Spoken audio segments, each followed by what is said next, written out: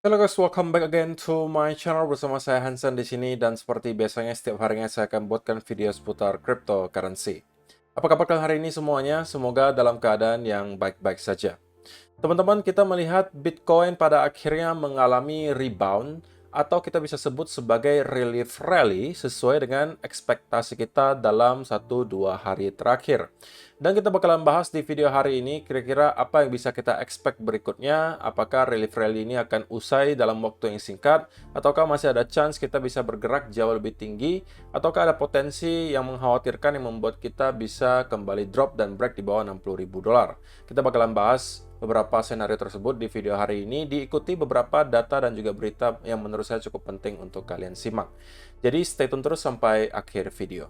Nah, sekarang kita bakal mulai dari CoinMarketCap terlebih dahulu. Per hari ini secara global market cap kripto berada di angka 2,15 triliun dolar atau naik sekitar 1,46%.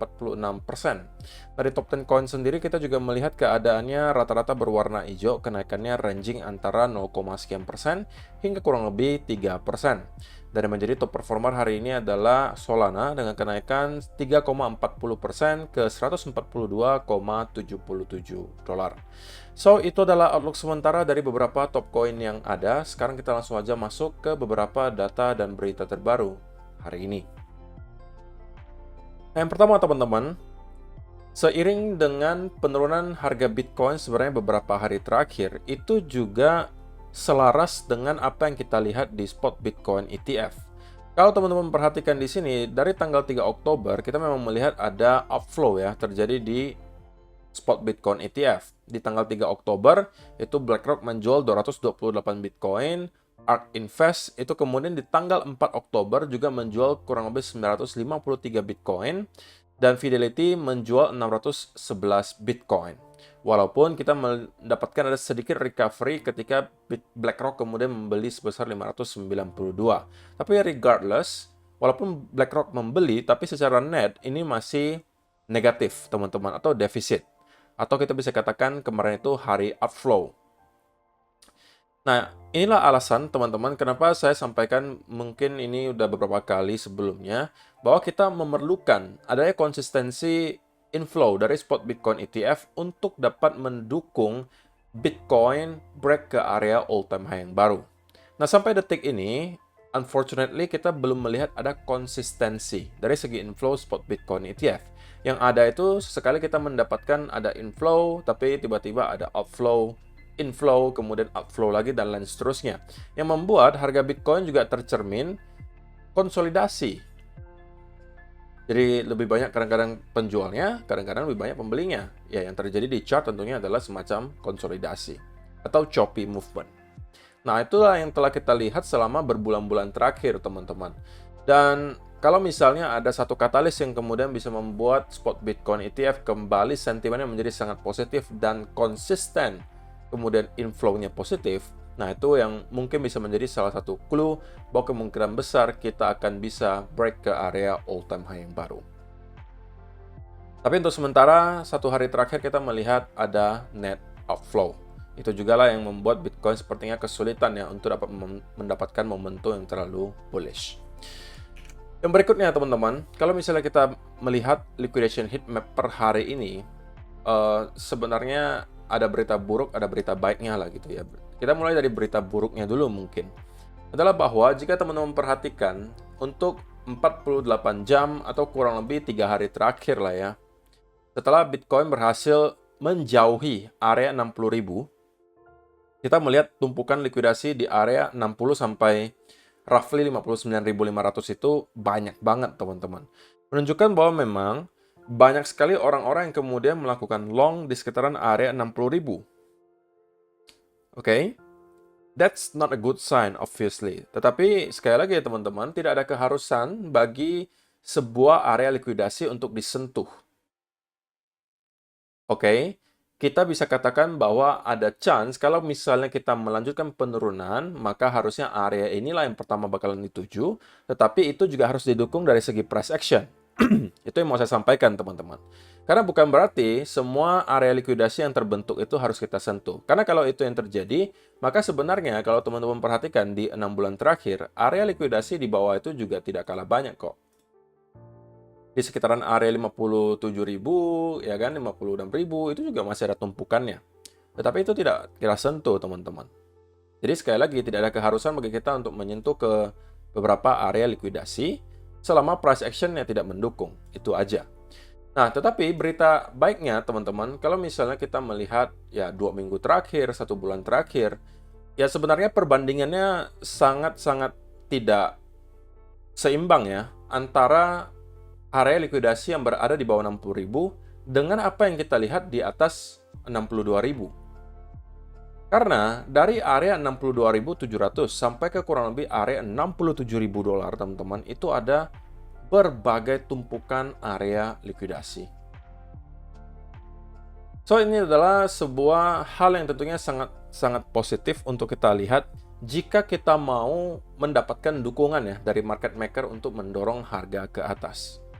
Adalah dikarenakan banyaknya juga area likuidasi yang berada di atas. Jadi untuk sementara sebenarnya market maker lebih mempunyai insentif yang besar jika mendorong harganya ke atas daripada ke bawah. Nah, itu yang menjadi catatan pertama ya, teman-teman, yang nanti kita akan konfirmasi lagi dari segi price action, apa yang harus kita lihat supaya kita bisa mendapatkan pergerakan yang jauh lebih tinggi. Tapi itu yang kedua. Nah, yang terakhir, teman-teman, kita udah lama nggak ngelihat Crypto Fear and Greed Index. Dan per hari ini, kita kembali melihat Bitcoin dalam keadaan netral. Bahkan kemarin itu sempat menyentuh ke arah fear. Nah, ini sekali lagi menunjukkan seberapa cepatnya sentimen di kripto itu bisa berubah. Bahkan minggu lalu saja, teman-teman, kita itu masih berada di ranah greed 64. Hanya dalam kurun waktu seminggu, karena kita melihat the sell-off yang terjadi, tiba-tiba market kembali dalam keadaan fear. Dan satu hal yang perlu teman-teman perhatikan, ini adalah Crypto Fear and Greed Index selama 1 tahun terakhir. Jika kita bandingkan pada saat Bitcoin melakukan rally dan ke all-time high pada saat itu kurang lebih 70-an ribu, teman-teman, kita itu berada di ranah sudah extreme greed pada saat itu. Bahkan ketika Bitcoin menyentuh ke kurang lebih area 60-an ribu, itu kita masih bermain di area-area greed gitu ya, 66, 70. Itulah area yang kita lihat konsisten dari bulan Februari hingga bulan Juni. Oke, walaupun Bitcoin berada di range yang sama, tetapi sekarang kita melihat justru Bitcoin sentimennya berada jauh lebih rendah daripada apa yang kita lihat beberapa bulan yang lalu. Nangkap nggak maksud saya, teman-teman? Harga Bitcoin dari 7 bulan lalu sampai sekarang sebenarnya kurang lebih sama. Kita hanya bermain di dalam range 70 sampai 60 ribu dolar. Tetapi dari segi sentimen, kita melihat perubahannya sangat drastis. Yang terjadi selama beberapa bulan terakhir, kita itu bermain di ranah fear, extreme fear, maksimal netral. Menunjukkan apa? Bahwa sudah banyak sekali orang-orang yang kemarin mungkin merasa bullish, sekarang cenderung mungkin mengubah sikapnya antara menjadi netral atau bahkan cenderung bearish. Harga Bitcoin roughly masih 61.000, masih kurang lebih mirip dengan apa yang kita lihat beberapa bulan terakhir, tapi sentimennya yang berubah. Nah, itu yang sebenarnya adalah menjadi berita baik, teman-teman. Ketika market overly bullish, itulah harusnya saat dimana kita harus berhati-hati. Tapi kalau misalnya market itu dalam keadaan overly bearish atau terlalu bearish, itu sebenarnya justru adalah saat yang baik biasanya untuk melakukan akumulasi. Dan sebenarnya apa yang kita lihat selama beberapa bulan terakhir sudah mencerminkan hal tersebut. Bahwa menurut saya pribadi nih, market is overly bearish. Dan saya tidak mengatakan bahwa kita akan pasti garansi langsung breakout dari sini ke all-time high yang baru. Ada aja chance bisa kita membuat lower low baru satu lagi ke sekitar 49.000, 48 atau bahkan 45. Chance-nya selalu ada, tapi itu menurut saya pribadi adalah sudah worst case scenario-nya. Dan dari sana kita tahu akan recover dan break ke area all-time high yang baru. Jadi kalau kalian merupakan investor, pertanyaannya sekarang hanya, apakah kalian bisa bersabar menunggu sampai Bitcoin menyelesaikan konsolidasinya, dan kemudian break ke area all-time high yang baru.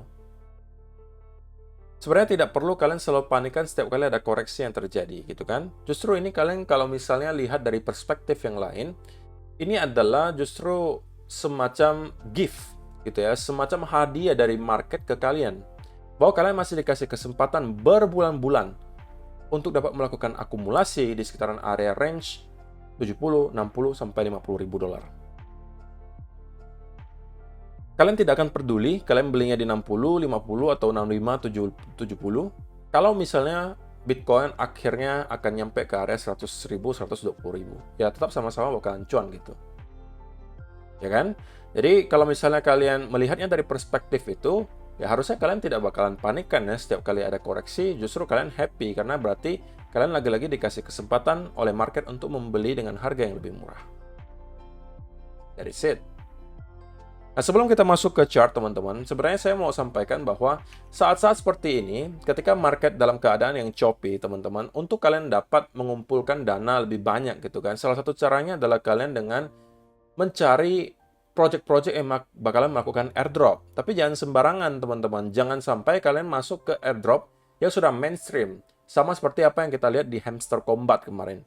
Banyak orang yang kemudian kecewa dengan hasil yang mereka telah raih setelah mungkin sudah berbulan-bulan melakukan melakukan tugas yang disediakan, pada akhirnya abu gitu. Nggak dapat seberapa. Nah, ini adalah salah satu project yang menurut saya jarang banget dibicarakan, tapi ini mempunyai potensi yang sangat besar, teman-teman. Dan mereka mengadakan airdrop. Chance-nya sangat besar menurut saya. BitLayer, teman-teman, ini udah merupakan satu project yang saya mention beberapa kali sebelumnya, dan saya mempunyai conviction yang cukup tinggi di project ini. Karena disclaimer, saya secara pribadi merupakan investor awal di project ini. Nah, saya akan jelaskan, teman-teman, ini dari kulit luarnya saja ya, kenapa saya cukup tertarik. Yang pertama, teman-teman, kalau kalian masuk ke DeFi lama, dan kalian masuk ke tab Change di sini, kemudian kalian klik Bitcoin Side Change, maka kalian bisa mengetahui bahwa BitLayer sekarang total value lock-nya itu paling tinggi di antara Bitcoin Sidechain yang lain. Ada Core, ada Merlin, ada Stacks, yang kalau kalian lihat rata-rata juga udah ada koinnya ya. Stacks itu ada koinnya, Merlin itu ada koinnya, Core itu ada koinnya. Dan rata-rata koin-koin di sidechain Bitcoin ini market cap-nya sampai billion dollar. Core itu sudah kurang lebih 1 billion dollar. Stacks juga sama, udah mainnya billion dollar. BitLayer yang total value lock-nya sekarang paling tinggi, itu baru akan nge-launch tokennya. Dan mereka mengadakan berbagai event yang memperkenankan teman-teman untuk kemudian mengumpulkan poin yang bisa nanti ditukarkan dalam bentuk airdrop. Jadi pastikan kalian melirik ya teman-teman. Bukan financial advice, tapi saya cukup mempunyai conviction di project ini. Karena selain kalau kalian lihat dari total value lock-nya yang paling tinggi di antara Bitcoin sidechain yang lain, kalian bisa melihat dari segi komunitasnya di sini juga sebenarnya cukup besar, 512.000 followers di Twitter. Dan belum lagi kalau misalnya kita bicara soal backernya, siapa nih yang invest di sini gitu kan? Ada beberapa nama yang sangat dikenal, Framework Ventures, ABCDE Capital, Franklin Templeton. Ini adalah institusi dengan aset under management triliunan dolar, teman-teman. Dan mereka merupakan salah satu institusi yang punya spot Bitcoin ETF. Franklin Templeton. Mereka menjadi lead di sini. Lead Ventures-nya. Kemudian ada OKX Ventures, ada Get.io Labs, ada Coma3 Ventures, UTXO Management, dan lain seterusnya. Ini adalah backernya, teman-teman. Jadi dengan adanya berbagai hal tersebut, gitu ya, saya nggak bahas yang terlalu teknis, itu kulit luarannya saja. Backernya siapa, datanya seperti apa, ya kan, komunitasnya seperti apa, semuanya checklist. Hanya tinggal sekarang tokennya yang belum di-launch. Dan saya rasa belum terlambat kalau misalnya teman-teman pengen ikutan untuk menggarap poinnya dan kemudian ditukarkan ke airdrop. Karena ini salah satu project yang mungkin jarang diperbincangkan. Nah, itu yang justru harus kalian cari, teman-teman. Bukan project-project seperti Hamster Combat, seperti apalagi yang kemarin itu juga rata-rata abu gitu ya.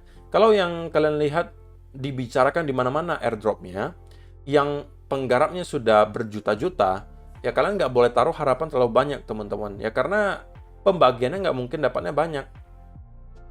Karena harus dibagi ke jutaan user. Beda cerita kalau project yang terselubung, yang tidak terlalu mainstream, tapi solid gitu. Sama seperti apa yang kita barusan bahas, BitLayer. So, kalau teman-teman tertarik, cek aja dulu ke websitenya, kalian pelajari dulu apa itu BitLayer, siapa kemudian timnya, siapa backernya, komunitasnya seperti apa, datanya seperti apa. Kalian mungkin akan juga tertarik. Nah, itu adalah beberapa data dan berita hari ini, teman-teman, yang pengen saya sampaikan. Sekarang kita masuk ke chartnya Bitcoin. Dan saya pengen mulai dari 15 minute aja deh, langsung deh, ya kan? Nah, teman-teman, video kemarin, saya sampaikan bahwa saya secara pribadi, itu mencari setup untuk long, dan setup untuk long tersebut sebenarnya sudah hadir ketika kita melihat inverse head and shoulder di sini. Dengan neckline yang ini. Saya sampaikan, adanya retest, itu akan menjadi trigger saya. Dan ini udah terlebih dahulu saya sampaikan di VIP group ya. Untuk teman-teman yang telah berhasil masuk, saya sarankan sekarang untuk menggeser stop loss-nya ke arah entry. Nah, saya mau absen nih. Siapa yang nonton video kemarin dan kemudian berhasil juga masuk ke setup long-nya yang saya bagikan di video kemarin dan sudah berhasil profit? Apakah yang sudah floating profit atau take profit? Kalian boleh kasih komentar kalian di kolom komentar di bawah. Karena saya bagikan secara gratis, teman-teman. Saya juga nggak minta banyak. Saya cuma minta kalian absen aja komentar kalau ada yang berhasil memanfaatkan. Supaya saya lebih semangat gitu membagikannya, karena rupanya memang ada yang terbantu dari apa yang saya sampaikan di sini. Nah, kemudian di video hari ini, teman-teman, kita bakalan bahas what's next gitu kan. Apa yang bisa kita expect berikutnya terjadi ke Bitcoin. Nah, untuk sementara, ya saya harus katakan bahwa so far tidak ada yang terlalu mengkhawatirkan bagi saya. Karena kalau misalnya teman-teman perhatikan, sekarang kita juga telah berhasil melakukan breakout dan konsolidasi. Konsolidasi ini dalam bentuk beberapa candle 4 hour di atas area 61.900-an. Nah, kenapa area ini saya jadikan sebagai salah satu area yang cukup penting? Karena kalau kalian perhatikan sebelumnya, teman-teman, area ini selalu dicoba dipertahankan oleh para sellers. Sebelumnya merupakan support di sini, setelah kita berhasil jebol, itu kemudian menjadi resistance. Di sini juga resistance, sekarang jadi support. Nah, sebenarnya ini bukan baru di sini, teman-teman. Sebelumnya juga area ini merupakan area yang sangat krusial di sini. Ya kan? Jadi, untuk sekarang kita telah berhasil untuk breakout dan reclaim di atas area tersebut. So, untuk sementara terlihat momentum buy lumayan oke, walaupun nggak impulsif banget, tapi saya tidak expect bahwa kita akan langsung sell off lagi dari sini, teman-teman. Setidak-tidaknya masih akan ada satu push ini menurut saya pribadi ya. Untuk nyampe ke sekitaran area 62.700 sampai $800. Karena dari sana kita baru akan kemungkinan ketemu dengan area major resistance di daily. Kalau kalian perhatikan nih, daily. Bukan daily sih, mungkin di 4 hour lah ya. Ini tapi kalau kalian lihat sangat jelas area ini sebelumnya merupakan area yang juga cukup signifikan. Nah, yang kedua yang positif, teman-teman. Closing daily candle kemarin juga menunjukkan ada bullish engulfing candle. Ya kan? Jadi ada beberapa clue dari market yang menunjukkan bahwa sekarang buyers sedikit lebih mendominasi daripada sellers. Sehingga dengan adanya hal tersebut, potensinya lebih besar atau probabilitasnya lebih besar bahwa kita masih akan bergerak merangkak naik ke atas, oke? Dan kemudian setidaknya nyampe ke area 62.700 sampai 62.800. Nah, kalau sampai area itu mampu kita tembus, maka next targetnya adalah kita akan kemungkinan nyampe ke area trend di sini, yang juga sebenarnya tidak terlalu jauh lagi. Nah, dari sana, menurut saya pribadi, kalian harus hati-hati. Kalau kalian yang sudah melakukan long dari sekitaran area di sini, itu mungkin sudah bisa kalian consider sebagai area untuk taking profit. Kenapa? Bukan untuk mengatakan bahwa kita tidak mungkin akan berhasil untuk breakout di atas area tersebut, tapi ini merupakan retest yang sangat-sangat penting. Sebelumnya merupakan support yang telah menahan Bitcoin selama berminggu-minggu. Dan ingat, untuk sementara yang kita lihat di sini masih saya kategorikan sebagai potensi relief rally, teman-teman. Nah, barulah saya bisa dengan lebih yakin mengatakan bahwa kita mempunyai potensi untuk mendapatkan V-shape recovery apabila kita berhasil untuk break di atas area terendah di sini dan kemudian start mendapatkan konsolidasi. Nah, jika itu yang kita lihat, kita mempunyai potensi yang cukup besar untuk mendapatkan rally setidaknya kembali ke area 66.000. Tapi kalau tidak, teman-teman, kita bisa aja mendapatkan fake out dan kemudian start untuk kembali drop. Ingat teman-teman, ekspektasi saya secara pribadi adalah kalau untuk time frame yang lebih besar, Oktober bisa menjadi bulan konsolidasi untuk Bitcoin, ya kan? Setelah kita mengalami rally di sini, perlu kalian ingat teman-teman, kita awali bulan September kemarin itu sangat baik. Rally-nya terjadi lumayan tajam, ya kan? Dan kemudian kita start mendapatkan pullback. Nah, yang lebih sehat yang kita lihat, yang mau kita lihat adalah semacam konsolidasi di area ini, teman-teman. Sebelum pada akhirnya kita bisa breakout. Sama seperti sekali lagi apa yang kita lihat di sini, apa yang kita lihat di sini, itu semuanya adalah bentuk konsolidasi. Ini juga sama. Nah, saya mau melihat some sort of consolidation di sekitaran area di sini. Dan itu adalah menjadi pertanda yang sangat baik bagi Bitcoin, yang berarti kita kemungkinan besar akan breakout ke all-time high yang baru. Itu mungkin bisa terjadi di akhir bulan Oktober, bisa terjadi di bulan November, who knows. Tapi untuk sementara, menurut saya, selama area 60.000 belum berhasil kita breakdown dan close di bawah 60.000, apalagi kalau weekly close di bawah 60.000, harusnya kita bakalan aman-aman aja. Gitu ya. Jadi itu aja sih teman-teman yang mau saya sampaikan di video hari ini. Pada intinya kesimpulannya adalah untuk short term bias saya masih tetap akan dalam keadaan bullish. Invalidasi dari senario bullish saya tentunya adalah jika kita berhasil untuk kembali melakukan breakdown di bawah area ini.